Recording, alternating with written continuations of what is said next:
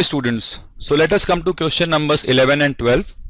Question numbers 11 and 12 are paragraph based questions which are from the topic of organic chemistry, and I would rate it as one of the better questions of IIT JEE because it does require some amount of thinking and conceptual understanding. So let us analyze the question first. Okay students, let us look at question number 12. In question number 12 it says that in the following reaction sequences V and W are. So let us have a look at the reaction. First it says that Q is undergoing hydrogenation H2Ni and then we are getting V, and then this V is further reacting with benzene ring in the presence of AlCl3 anhydrous AlCl3. So this is a very popular reagent for Friedel-Crafts alkylation as well as acylation.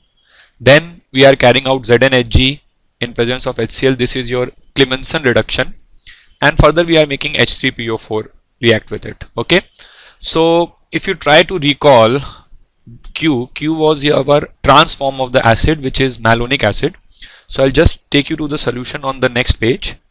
See, this was our Q. Okay, and in presence of H2Ni, what will happen is that this C double bond C will get hydrogenated, and as this double bond gets hydrogenated, there will be free rotation possible around this double bond, because then it will be able to form a cyclic anhydride and by the loss of minus H2O.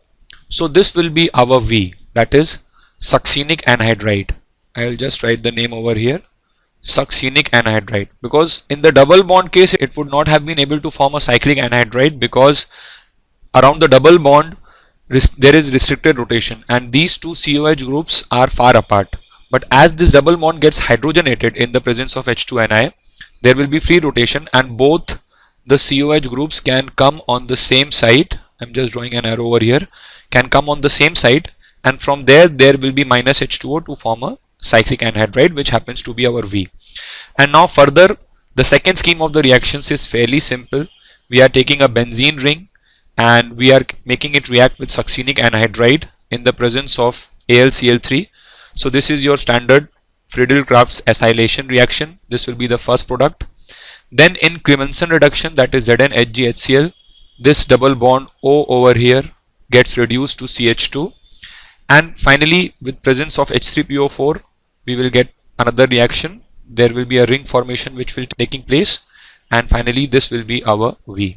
Okay, so this is the solution, and if I take you back to the options, the correct options would be V, and this is V succinic anhydride, and this will be W. So that would mean A is the correct answer to the question. Thank you.